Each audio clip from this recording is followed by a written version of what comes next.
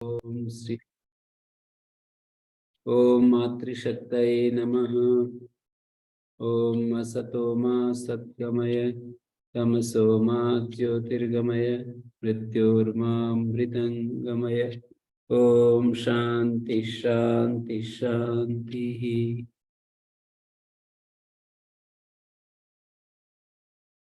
योग मार्ग की बाधाओं को आगे प्रस्तुत करने जा रहे हैं। व्याधि स्त्यान संशय प्रमाद।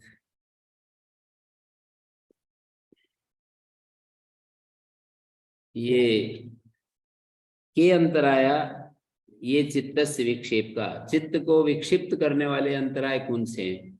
पीछे कहा ना कि प्रणव जप से तथा प्रत्यक्ष चेतनाधिगमोप्यंतराय भावस्य, अंतराय जो विघ्न है वो हट जाते हैं और प्रत्यक्ष चेतन की प्राप्ति हो जाती है। प्रणव जप से दो काम होते हैं, प्रत्यक्ष चेतन का अधिगम होता है और अंतराय हट जाते हैं।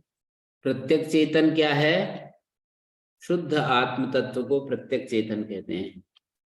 हमारा जो शुद्ध आत्मा है, शरीर मन बुद्धि इंद्रियों से अलग जो शुद्ध चेतन तत्व है, उसको प्रत्यक्ष चेतन कहते हैं। उसकी प्राप्ति हो जाती है प्रणव जप से करते करते। और दूसरी बात कही, अंतराय विघ्न बाधाएं हट जाती हैं।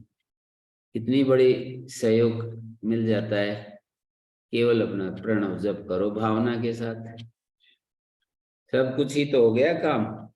भगवान मिल जाता है, बाधाएं हट जाती, सीधा सा गणित बता दिया।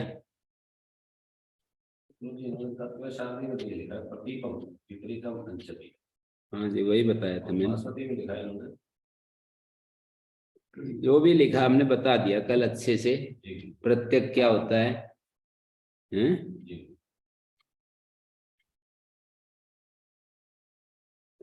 नो अंतराय चित्त के विक्षेप कहलाते हैं।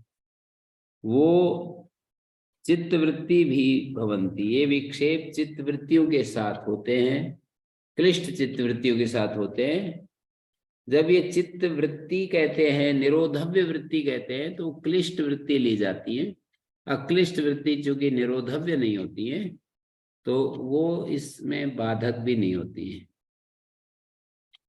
योग मार्ग में बाधक भी नहीं होती है, क्लिष्ट वृत्तियां बाधक होती है। तो व्याधि का वो बताया, व्याधि धातु रस करण वैषम्यम। व्याधि होती है धातु रस और इंद्रियां, करण मानी इंद्रियां। धातु रस इंद्रियों की जो विषमता है उसको धातु रस करण वैषम्य को ये कहते हैं, हाँ जी, व्याधि कहते हैं। स्थानम अकर्मण्यता चित्तस्य, स्त्यान है चित्त की अकर्मण्यता, माने चंचलता जन्य अकर्मण्यता को स्त्यान कहते हैं। एक जड़ता जन्य अकर्मण्यता, अकर्मण्य तमस के कारण उसको आलस्य कहते हैं।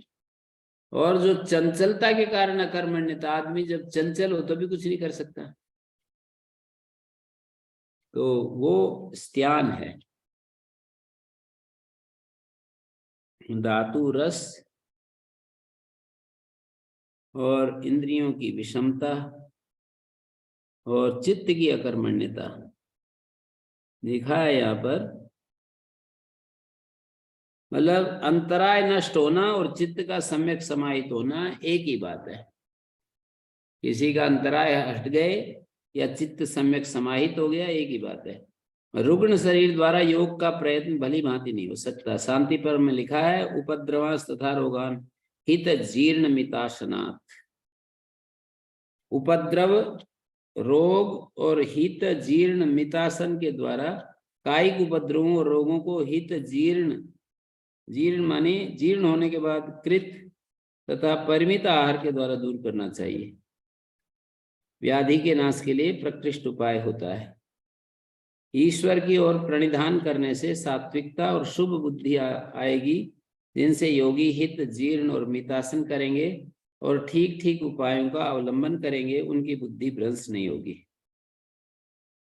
तो ये व्याधि हो गया। उत्तम कर्तव्य ज्ञान रहने पर भी अत्यंत चंचलता के कारण चित्त को ध्यानादि साधन में प्रवृत्त न करने या प्रवृत्त न रखने की इच्छा होना ही स्त्यान है। प्रवृत्त न रखने की इच्छा होना ही स्त्यान है। अप्रीतिकर होने पर भी वीर्यपूर्ण प्रयत्न करते रहने से स्त्यान हट जाता है।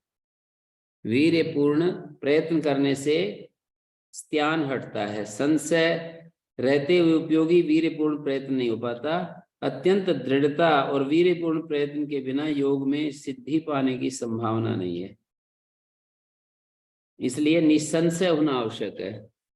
योग मार्ग में संशय रहित होना आवश्यक है। श्रवण मनन के द्वारा और स्थिर और संशयहीन उपदेष्टा के साथ रहने से संशय दूर होता है।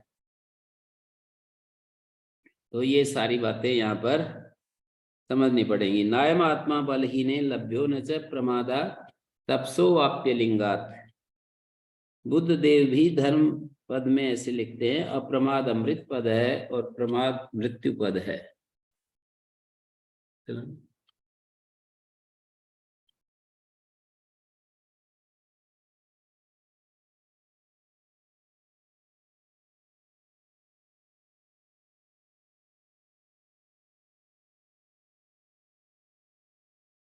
उपद्रव और रोग दो चीजें होती हैं। मूल रोग के उत्पन्न होने पर जो उत्पन्न होते हैं वो उपद्रव होते हैं। मूल रोग हो गया पैदा, फिर जो आते हैं साइड इफेक्ट्स, उनको उपद्रव कहते हैं। कॉम्प्लिकेशंस या सिक्यूली कह सकते हैं। रोग उपद्रवस्तु खलु रोगोत्तर काल जो रोगाश्रयो रोगा स्थूलो अणुर्वा रोगात पश्चात जायते इति उपद्रव संज्ञा। यह पूर्वोत्पन्नम व्याधिम जघन्य काल जातो व्याधिरूप उपसृजति स तन्मूलय उपद्रव संज्ञा। रोगारंभक दोष के प्रकोप से उत्पन्न होने वाले विकार उपद्रव हैं। तो व्याधि, शरीर की व्याधि भी योग मार्ग में आगे नहीं बढ़ने देती। स्त्यान, चंचलता जन्य जो अकर्मण्यता है, इससे भी आगे बढ़ना कठिन हो जाता है। तो इसलिए कर्तव्य ज्ञान रहने पर भी अत्यंत चंचलता के कारण चित्त जो ध्यानादि साधन में प्रवृत्त नहीं हो पाता, तो ये क्या कहलाता है?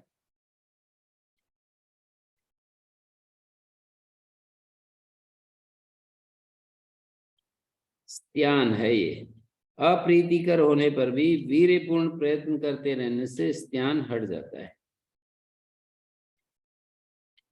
व्याधि, स्त्यान, संशय। संशय तो आप समझते ही हैं, संशय आत्मा विनश्यति। तो ये पता नहीं होगा नहीं होगा, ऐसा जो द्विकोटि ज्ञान है, माने होना नहीं होना, इस तरह से झूलता रहता है झूले में, तो ये वियोग मार्ग की एक बाधा है। प्रमाद, समाधि भावना नाम अभावनम। समाधि जो साधन है, समाधि साधना नाम अभावनम। समाधि जो साधन है उनकी भावना न करना, उनका अभ्यास न करना।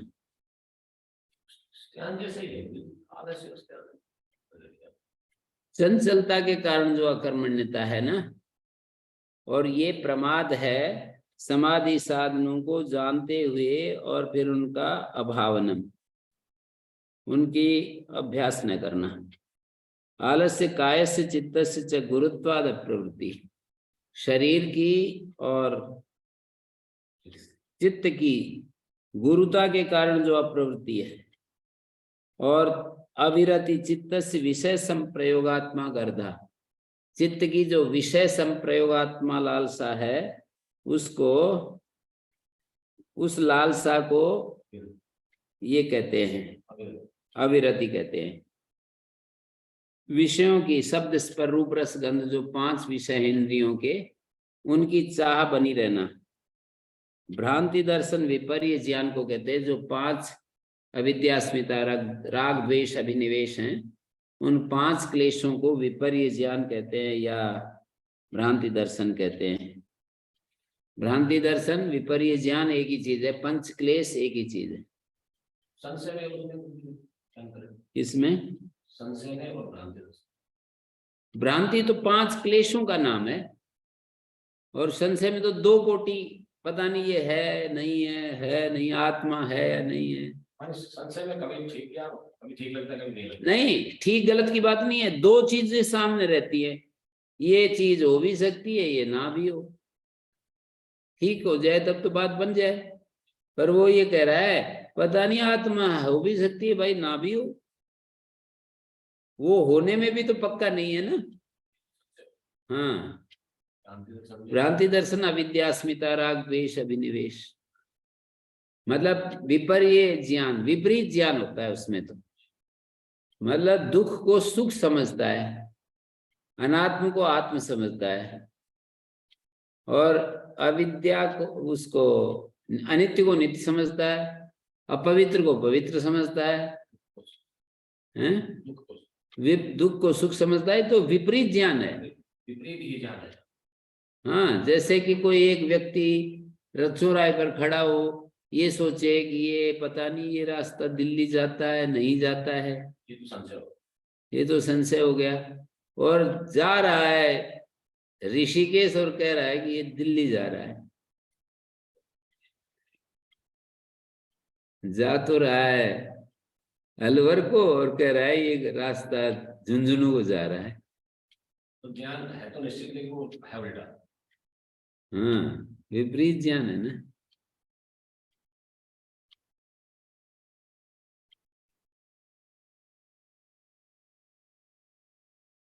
अलब्ध भूमिकत्व समाधि भूमेर अलाभ, समाधि भूमि की अप्राप्ति जो है ये अलब्ध भूमिकत्व, समाधि की झलक ही नहीं मिलती एक बार भी,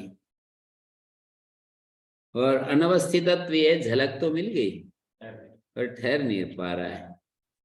एक बार भी झलक नहीं मिली किसी को तो वो अलब्ध भूमिकत्व है, और मिल गई अनेक बार पर ठहरती नहीं है तो अनवस्थितत्व है। अंतिम बाधा तो अनवस्थितत्व ही है। 8वीं बाधा अलब्ध भूमि, समाधि की प्राप्ति ही नहीं हो रही है, तो फिर वो टिकेगा कैसे? तो ये 8 में 9 में ये तो ठीक है, अंतिम और अंतिम से पहले बाकी जो 7 बच गई उनका तो कोई क्रम नहीं है। नहीं, उनमें क्रम तो नहीं है, पर व्याधि तो पहला चीज, पहली बाधा तो हटनी चाहिए। हो भी सकता है क्रम, व्याधि जो है पहली बाधा है हमारे इस लौकिक क्षेत्र में भी और आध्यात्मिक क्षेत्र में भी। व्याधि है तो लौकिक क्षेत्र में भी नहीं बढ़ सकता, और आध्यात्मिक क्षेत्र में भी क्या बढ़ेगा? निराशा आ जाएगी, उत्साह नहीं रहेगा। व्याधि के बाद निराशा, हतोत्साह, ये सब चीजें आ जाएंगी ना। निराशा आएगी, उत्साह नहीं रहेगा तो क्या चलेगा फिर रास्ते में? रोता रोता जाए, मरे की खबर लाए। एक तरफ तो ये कह रहे हैं कि ओंकार जब से ही हट जाते हैं, फिर ओंकार जब फिर लगेगा नहीं तो व्याधि रहेगी। ओंकार जप से तो ये हट ही जाती, ओंकार जप ही नहीं कर पाएगा। नहीं, निरंतर यदि करेगा तो आएगी नहीं ना, प्राग अभाव हो जाएगा। आ गई तब तो ओंकार जप क्या करेगा? फिर तो रोग का जप होगा, फिर तो व्याधि का जप होगा। नहीं, मतलब एक प्राग अभाव होता है ना, तो प्राग अभाव, व्याधि तो प्रध्वंसा भाव फिर हो तब बात बने। व्याधि का प्राग अभाव बना रहेगा यदि ओंकार जप रहेगा तो। जैसे घड़े के उत्पन्न होने से पहले घड़े का प्राग अभाव है, उत्पन्न होने के बाद नष्ट हो तो प्रध्वंसा भाव होता है। तो व्याधि उत्पन्न ही ना हो, जैसे कहते हैं व्याकरण में जो वैयाकरण होता है उसको संशय ही उत्पन्न नहीं होता है शब्दों के विषय में। अवैयाकरण को जो संशय उत्पन्न होता है उसको संशय उत्पन्न, ऐसा नहीं है कि संशय उत्पन्न होता है और वो नष्ट होता है, ऐसा नहीं बताते। संशय ही नहीं होता। तो व्याधि योग मार्ग में चलेगा तो उसको व्याधि ही नहीं होगी, क्योंकि उसका भोजन ठीक हो जाएगा, आहार, सोना, जागना सब ठीक हो जाएगा, फिर क्यों रोग आएंगे?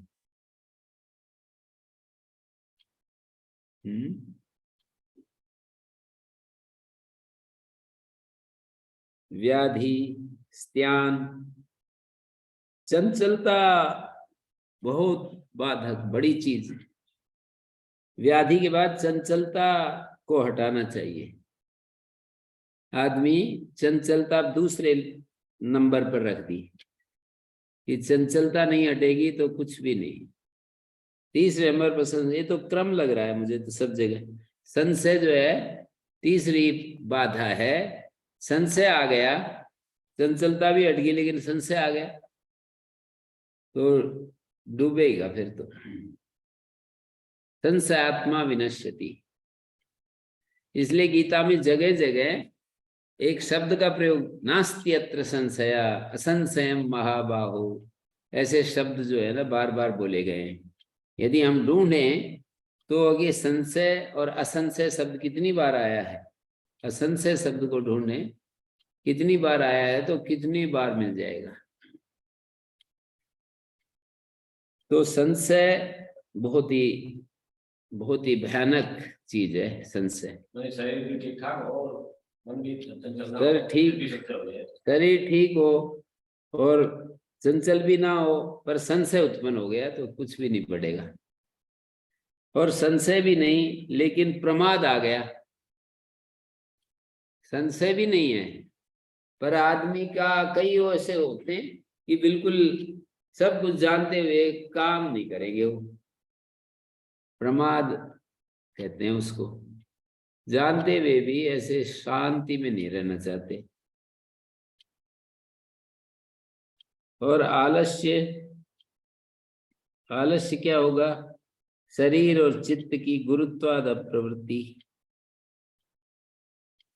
प्रमाद भी हट गया लेकिन आलस्य आ गया तो फिर नहीं कर सकता। और व्याधि, स्त्यान, संशय, प्रमाद, आलस्य भी हट गए लेकिन विषयों की चाह नहीं हट रही तो भी कुछ नहीं बनेगी बात। तो सब में क्रम सा लग रहा है मुझे। व्याधि, स्त्यान, संशय, प्रमाद, आलस्य, अविरति, भ्रांति, दर्शन। अविरति माने विषय संप्रयोगात्मक गर्धा। एते चित्त विक्षेपा नव योग मलाह, ये 9 योग के मल हैं, योग मार्ग के ये मल हैं और योग प्रतिपक्ष हैं। ये योग के प्रतिपक्ष हैं, योगांतराय हैं, योग के अंतराय हैं। इनके साथ ही ये होते हैं आगे जो गिना रहे हैं। ये सब हमने पढ़ा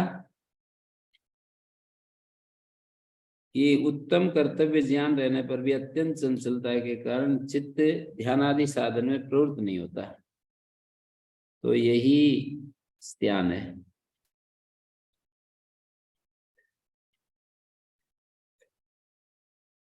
कह रहे हैं अप्रीतिकर होने पर भी वीर्यपूर्ण प्रयत्न करते रहने से स्त्यान हटता है।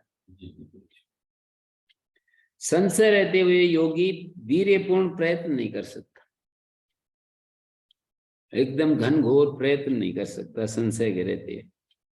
अत्यंत दृढ़ता और वीर्यपूर्ण प्रयत्न के बिना योग में सिद्धि पाने की संभावना नहीं है, निसंशय होना आवश्यक है। आलस्य कायिक और मानसिक गुरुता जनित आसन ध्यान आदि में अप्रवृत्ति। आलस्य, स्त्यान में चित्त अवश होकर इधर घूमता है, इधर उधर घूमता है। भेद कर रहे हैं आलस्य और स्त्यान का क्या अंतर है। तो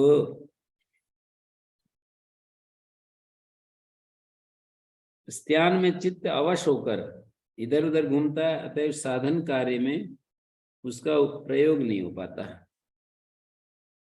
दैतिक आलस्य में चित्त तमोगुण के प्राबल्य से स्तब्धवत रहता है। दोनों में यही भेद है।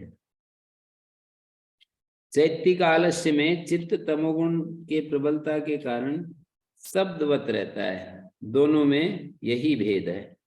मिताहार, जागरण और उद्यम के द्वारा आलस्य पराभूत होता है। विषयों से दूर रहकर वैषयिक संकल्प को त्यागने का अभ्यास करने से अविरति नष्ट होती है। कामम संकल्प वर्जात, इस विषय में ये सारभूत वचन है। विषयों से दूर रहकर वैषयिक संकल्प को त्यागने का अभ्यास करने से। वो एक श्लोक आता है ना, संकल्पम नैव करिष्यामि कुतस्तम काम जानामि ते मूलम संकल्पाद अधिजायसे। कामना तेरे मूल को मैं जानता हूँ, संकल्पाद अधिजायसे, काम तुम संकल्प से पैदा होते हो। संकल्पम नैव करिष्यामि, संकल्प मैं करूंगा नहीं, कुतस्तम प्रभविष्यसि, फिर कहां से पैदा होंगे। यथार्थ हान और हानोपाय को न जानकर, हान और हानोपाय को नहीं समझता, निम्न पद को ऊंचा और श्रेष्ठ पद मानना और श्रेष्ठ पद को निम्न पद मानना, यही भ्रांति दर्शन है, विपरीत ज्ञान है। भ्रांति दर्शन माने उच्च पद को तो निम्न पद मान ले और निम्न पद को उच्च पद मान ले, यही भ्रांति दर्शन है। कोई साधन के समय ज्योतिर्मय पदार्थ दर्शन कर सोचते हैं कि उन्हें ब्रह्म दर्शन हो गया। साधन करते करते उनको कोई प्रकाश दिख जाता है भीतर, समझते हैं कि बन गई बात। कोई कुछ आनंद पाकर सोचते हैं कि उन्हें हो गया काम, कुछ थोड़ा सा आनंद मिल गया, क्योंकि ब्रह्म आनंदमय है। कोई कुछ उपनिषद ज्ञान प्राप्त कर सोचते हैं, उपनिषद पढ़ लिए, कुछ दृष्टि साफ हुई तो बस सोच लेते हैं कि हो गया काम,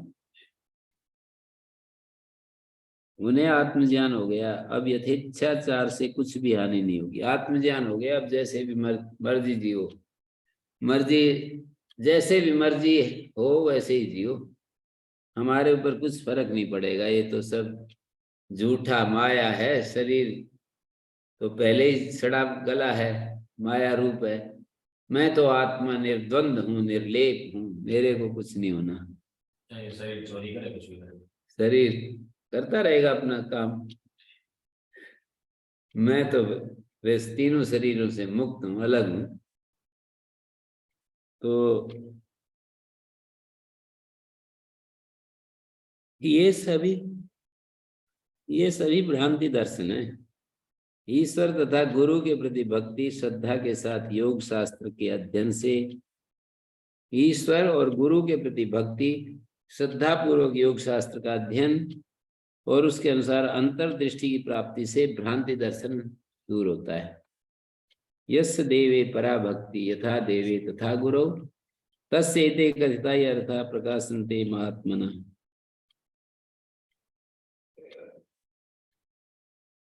भ्रांति दर्शन अनेक प्रकार के हैं। अब आगे देखिए, प्रकृति के भ्रांत साधक सोचते हैं कि उनको निर्विकल्प या निरोध समाधि आदि हुआ करती है। प्रकृति के भ्रांत साधक, इस प्रकृति के भ्रांत साधक सोचते हैं कि निर्विकल्प समाधि मिल गई। वे देश कालातीत प्रकृति शास्त्रीय वचनों से अपने मनोभावों को व्यक्त करते हैं। अपने मनोभावों को देश कालातीत स्थिति मिल गई, जिसमें अन्य लोग भी भ्रांत हो जाते हैं, जिससे अन्य लोग भी भ्रांत हो जाते हैं। आहार, निद्रा, भय, क्रोध प्रवृत्ति के वशीभूत होकर भी ये प्राय अपने को जीवन मुक्त समझते हैं। ये जो है इन सब चीजों में डूबे रहते हैं, पर कहते हैं आत्मा तो निर्लेप है, ये सब आत्मा को छू ही नहीं सकती कोई भी लहरें। ये सब जो है गुस्सा आना, लोभ, लालच, ये सब मन के धर्म है, कुछ प्राण के धर्म है, कुछ शरीर के धर्म है। आत्मा तो बस तटस्थ कूटस्थ साक्षी है। जैसे वो बच्चे खेलते थे, वो कहते हैं कि झूठ बोली थी, कम बोली थी, उन्होंने आंटी चंटी कर रखी थी, वो ऐसे उंगली कर लेते हैं बच्चे, और ये कहते हैं फिर झूठ बोलने से मैं थोड़ी बोल रहा हूँ, आंटी चंटी करोगे। बच्चे कहते हैं हमने आंटी चंटी कर दी, झूठ बोल नहीं करनी चाहिए। ऐसे ही ये ऐसा ही बोल दिया होता है कि अब तो मैंने आत्मा को जान लिया, अब क्या बोलेगा, आत्मा को जान लिया, अब कुछ नहीं, आप तो कैसे भी रहो। संभव है बहुतों को योग के निम्न अंगों का कुछ साक्षात्कार होता है, और वे जो कुछ कहते हैं स्वेच्छापूर्वक मिथ्या भाषण नहीं, बल्कि योग का सम्यक ज्ञान न रहने के कारण एक को दूसरा समझने की भ्रांति है उनको। तो वे जानकर झूठ नहीं बोलते, किंतु भ्रांत सत्य वचन किया करते हैं। जानबूझकर झूठ नहीं बोलते, पर भ्रांत सत्य कथन, भ्रांति युक्त सत्य कथन बोलते हैं वो। माने है तो जो मन में वही वाणी में, लेकिन है भ्रांति युक्त। कोई किसी व्यक्ति के मन में कुछ और वाणी में कुछ, ये तो असत्य हो गया, पर जो मन में है वही वाणी में है तो सत्य हो गया, लेकिन भ्रांति युक्त है। उनमें भ्रांति हैं? उनमें भ्रांति को गलत कोई सही समझ रहा है। मधुमती आदि योग भूमि,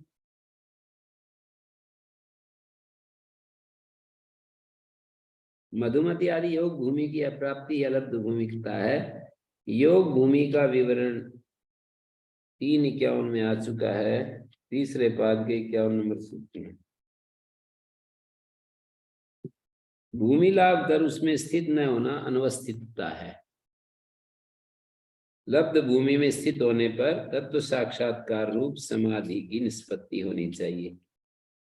लब्ध भूमि में स्थित हो गए ना, नहीं तो उससे भ्रंश हो सकता है। ईश्वर परिधान के द्वारा ये जो अंतराय दूर हो जाते हैं, क्योंकि जिस अंतराय का जो प्रतिक्षण है, जो प्रतिपक्ष है, ईश्वर परिधान से वो प्रकट होकर उस अंतराय को दूर कर देता है। मान लो व्याधि आ गई, तो ईश्वर परिधान से उसकी बुद्धि ऐसी बन जाएगी कि वो जो तपस्वी जीवन जीने लगेगा, हित जीर्ण मितासन करने लगेगा, हित भोजन करने लगेगा, परिमित भोजन कर लेगा, जीर्ण भोजन भूख में खाने लगेगा, असंयमी नहीं रहेगा, तो हो गया ना ईश्वर परिधान से अंतराय दूर हो जाएंगे। क्योंकि जिस अंतराय का जो प्रतिपक्ष है वो ईश्वर परिधान के द्वारा प्रकट हो जाता है, उस अंतराय को दूर कर देता है। ईश्वर परिधान सात्विक निर्मल बुद्धि उगती है, एवं योगी में इच्छा विघात शून्यता रूप ऐश्वर्य क्रम से संचारित होता रहता है। इच्छा विघात शून्यता रूप ऐश्वर्य, उसी से 7 गुण के अभीष्ट अंतराया भाव और अंतराय नाश की उपाय प्राप्ति, ये 2 सिद्ध होते हैं। तो ये अंतरायों की बात आई। अभी कल हम सूत्र पढ़ेंगे जिसमें अंतरायों के साथ, विक्षेपों के साथ कुछ 5 चीजें और भी पैदा होती है। ओम शांति शांति शांति ही।